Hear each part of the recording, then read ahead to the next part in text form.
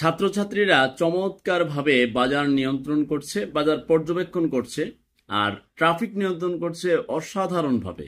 এবং যা চোখে পড়ার মতো, দেখার মতো। তারা ক্লান্তিহীনভাবে ধৈর্য ধরে বিনা পারিশ্রমিকে শুধুমাত্র ভেতরে দেশপ্রেম, দেশের জন্য ত্যাগ, দেশের জন্য ভালোবাসা।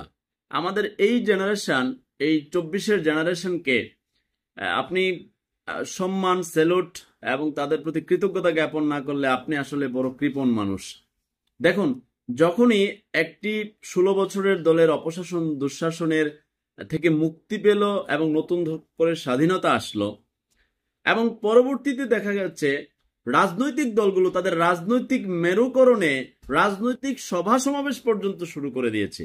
অথচ এই মুহূর্তে দরকার ছিল দেশ গঠন করা, কিংবা অন্তর্বর্তীকালীন সরকার গঠন করা, কিংবা বিভিন্ন জায়গায় নৈরাজ্য চলছে, বিভিন্ন জায়গায় বাড়িঘর লুটপাট করছে, সেটা প্রতিপক্ষ দল হোক। আমি স্পেশালি উল্লেখ করি আওয়ামী লীগের এমপি মন্ত্রী বাড়ি, ব্যবসা বাণিজ্য, তৃতীয় পক্ষ করুক আর বিরোধী একটা যে কোনো পক্ষ করুক, সবাই মিলে তো সেটা বাধাগ্রস্ত করা, সে ব্যাপারে কথা বলা। এবং যেহেতু ট্রাফিক নেই, এই মুহূর্তে পুলিশও অবস্থান করছে না, এই মুহূর্তে কাজ করা দরকার ছিল না। তারা তাদের রাজনৈতিক কারণে তারা তাদের কাজ শুরু করে দিয়েছে পরবর্তী ইলেকশনকে টার্গেট করে। গণতান্ত্রিক দেশ, গণতান্ত্রিক ধারা তো ফিরে আসবে, কিন্তু ছাত্রদের অবদানের কথা ইতিমধ্যে মনে হচ্ছে ভোলা শুরু হয়ে গেছে এবং তারা তাদের কাজ করছে। আর সত্যিকার অর্থে যে নতুন প্রজন্ম এই যে মুক্তি এনে দিয়েছে, স্বাধীনতা, কথা বলা, লিখার স্বাধীনতা এসেছে, সেই স্বাধীনতা ধরে রাখাটা এখন বড় কঠিন চ্যালেঞ্জ। ইতিমধ্যে কিন্তু আমরা আলামত দেখছি। অথচ ছাত্রছাত্রীরা চমৎকার ভাবে ট্রাফিক নিয়ন্ত্রণ করছে, বাজারে পর্যবেক্ষণ করছে, কোথায় ময়লা আছে পরিষ্কার পরিচ্ছন্ন করছে, ট্রাফিক এত চমৎকার ভাবে চলছে। ট্রাফিকের দায়িত্বে যারা থাকে তারা আলগা আলগা পাতি টাতি নেয়, সবাই নেয় না। আবার তাদের অমানসিক পরিশ্রম, অনেক লম্বা ডিউটি দেয়, তাদের দেখা গেছে অনেক অসুবিধা থাকে। ট্রাফিক যারা পুলিশ থাকে, আমরা দেখি রোদে দাঁড়িয়ে থাকে, সংখ্যা অতি নগণ্য, তাদের সুযোগ সুবিধা অতি নগণ্য থাকে, তারপরও তারা নিয়ন্ত্রণ করতে পারে না। বিভিন্ন জায়গায় ট্রাফিক থাকেও না। তাহলে এরা কিভাবে, ছাত্ররা ট্রাফিকের ট্রেনিং না নেওয়ার পরও তারা কিভাবে পারছে? তাদের দায়িত্ব এখনো ভুলে যায়নি। তারা মনে করছে না, তারা বুঝে গেছে যে স্বাধীনতা আমরা অর্জন করেছি নতুন করে, বাট এটা রক্ষা করাটা এখন বড় দায়িত্ব হয়ে দাঁড়িয়েছে। আমি যদি আপনাকে বলি, স্বাধীনতার 53 বছর হয়ে গেল, কিন্তু এখন পর্যন্ত কোনো ভালো শাসক পায়নি এই বাংলার মানুষ। এখানে বাংলার মানুষেরও দায় এড়ানোর সুযোগ নাই। জনগণ যেরকম তার শাসক সেরকম, জনগণের দায়বদ্ধতা রয়েছে। জনগণ কোন একজন নেতার পিছনে, বাম ডান উত্তর দক্ষিণ, আমি স্পেশালি দুইটা দলের নামে যদি বলি, আওয়ামী লীগ বিএনপির নেতাদের পিছনে ছোটাছুটি, তাদের ছবি তোলা, প্রোফাইলে দেওয়া ছবি দিয়ে একটা হ্যাডম দেখানো এবং তার সাথে রাজনীতি করা, তার কিছু টাকা পয়সার জন্য, বিরিয়ানির জন্য, মোটরসাইকেলের তেলের জন্য, এই সংস্কৃতি থেকে এই দেশের জনগণ যদি বের না হয়ে আসে, তার জন্য যুগে যুগে বিভিন্ন দানব পয়দা হবে। বিভিন্ন দানবের আপনার শাসন ব্যবস্থায় থাকতে হবে, কারণ জনগণ যেরকম তার শাসক সেই রকম। এখন হঠাৎই গিরগিটির মতো রং পাল্টে গেছে অনেকের, মেম্বার চেয়ারম্যান থেকে ধরে সাধারণ জনতা, তারা হঠাৎ করে বিএনপিতে চলে আসতেছে, মনে হচ্ছে বিএনপি ক্ষমতায় চলে আসছে। ব্যাপারটা এরকম না।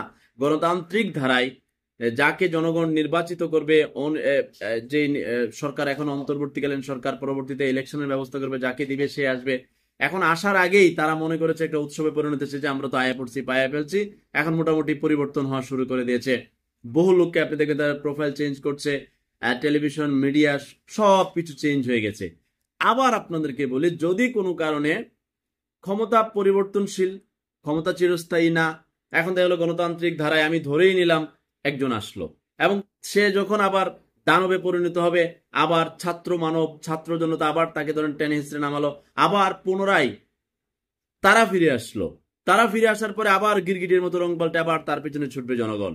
তাহলে জনগণের চরিত্র পাল্টাতে হবে, নাহলে তার শাসকগুলো ওই রকমই পাবে। জনগণ যেরকম তার শাসক সেরকম। জনগণের মিষ্টি হালুয়ার পিছনে ছোটা বন্ধ করেন, ছবি দেওয়ার প্রবণতা চেঞ্জ করেন। ডক্টর মোহাম্মদ ইউনুস, এই তার সাথে যারা যারা অতীতে ছবি কোনো কারণে তুলছিল, তারা এই ছবি দেওয়া শুরু করছে।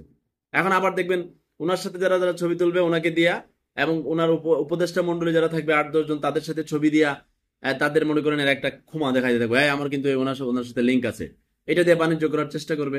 যুগে যুগে এটা হয়ে আসছে এবং 53 বছর ধরে এটা চলছে। এই সংস্কৃতি থেকে বেরিয়ে আসুন। ছাত্রদের সিস্টেম দেখুন, ছাত্ররা কি করতে যাচ্ছে। কি যাচ্ছে। আবার আমি আপনাকে অগ্রিম বলে রাখি, অদূর ভবিষ্যতে গণতান্ত্রিক ধারায় যে রাজনৈতিক দল এদেশের শাসক পর্যায়ে আসবে, তারা যদি অতীতের রাজনৈতিক দলের মতো অপশাসন, দুঃশাসন, লুটতরাজ, চাঁদাবাজি, সিন্ডিকেট করে, তাহলে আবারও ছাত্রদের সাথে আরো একটা লড়াই হবে। সেটা 28-এর 30-এর আরো আপডেট জেনারেশনের সাথে আপনার লড়াই হবে। সেই লড়াইও আপনারা পরাজিত হবেন, কারণ ছাত্র জনতার শক্তির সাথে পৃথিবীর কোনো শক্তি পারে না, সবাই পরাজিত হয়। তাই সকলের শুভ বুদ্ধির উদয় হোক, সুন্দর রাজনীতি চালু হোক, সুন্দর বাংলাদেশ হোক, সাম্যের বাংলাদেশ হোক, সততার বাংলাদেশ হোক। আর 5 গোলামি বাদ দেন, গোলামি করলে মহান আল্লাহ পাকের করবেন। সনাতন ধর্মের ভাই বোন যারা বাড়ি ঘর ব্যবসা বাণিজ্য আছে, ভুলেও সেখানে টোকা দিবেন না, তাদের ক্ষতিগ্রস্ত করবেন না। এখানে সংখ্যালঘু বলতে কিছু নাই, সবাই এখানে বসবাস করবে সুন্দর শান্তি পরিবেশে।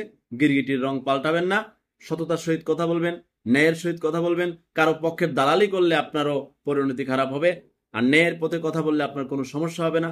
আল্লাহ হাফেজ।